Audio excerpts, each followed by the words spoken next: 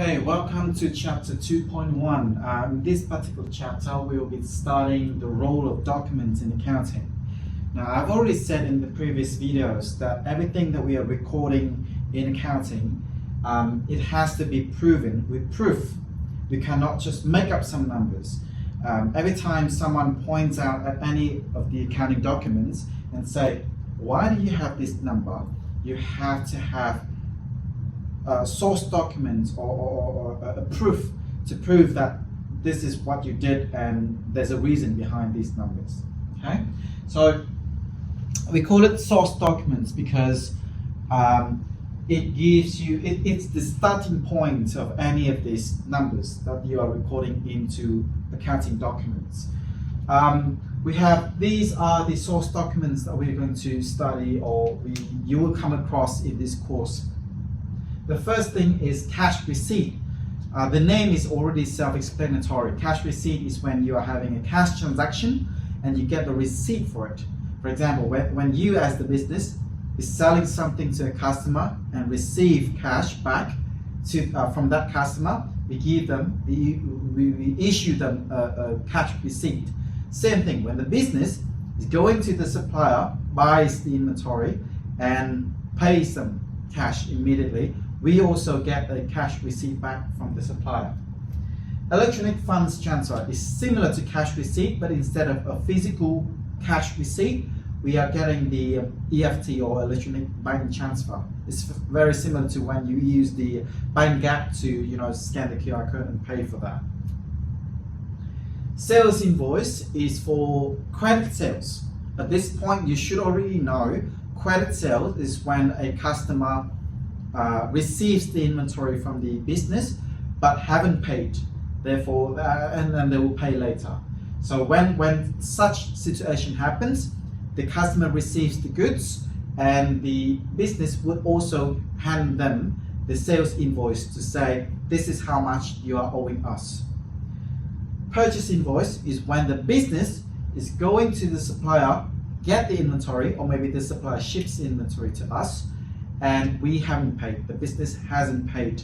And in a similar manner, the supplier will send us the purchase invoice to say how much this order or this inventory is worth and how much the business is owing the supplier.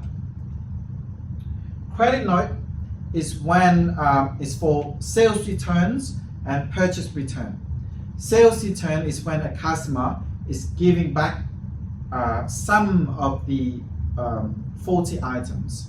All right, they bought it before, they haven't paid, but some of them are faulty and the customers are returning those faulty items to us. In the similar manner, a purchase return is when we buy something on credit from the supplier and we found out that some of these items are faulty and we are returning them back to the supplier. And along with that, the supplier will also send us the credit note. What exactly is the credit note? Think about it. If the customer is returning the faulty items to us and we pay them back the cash, it's very likely that the customers would use those cash in a different store, in a different shop. Instead of shopping with us, they're shopping with others, competitors, right? So in this case, instead of giving them back the cash, we issue them the credit note. Credit note is a document that says, let's just say the customer is returning one laptop that is worth $1,000. Okay, so instead of giving back $1,000 of cash to the customer, the business says issue a credit note worth $1,000 and says you have $1,000 to shop with us. So with that credit note, the customer cannot use that credit note in any other shops or stores. All right, they have to use that $1,000 within our shop. So that's what credit note means. Similarly, credit note for a purchase return, the supplier gives us the credit note saying you have $1,000 to buy inventory from us. You cannot use that credit note to buy it anywhere else. Memo or memorandum. is to take notes of what is going on internally in the business. So internally in the business, something might happen. For example, the owner takes out some inventory from us, or takes out some cash from the business, or maybe the business found out that some of the inventory has been lost, we figure out that there are some extra inventory that the supplier supplies us before. So such events happen internally in the business, and therefore the source document for that will be memo. And finally, bank statement. We don't discuss bank statement much in this course, so you can basically skip this part. Okay.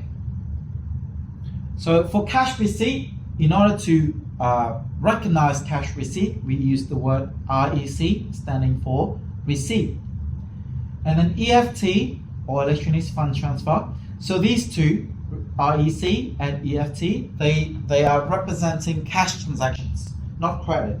But the moment that you see INV, which stands for invoice, you know that they are credit transactions. So pay attention to those source documents. Credit note, CN, that's quite self-explanatory. Memo, standing for memorandum.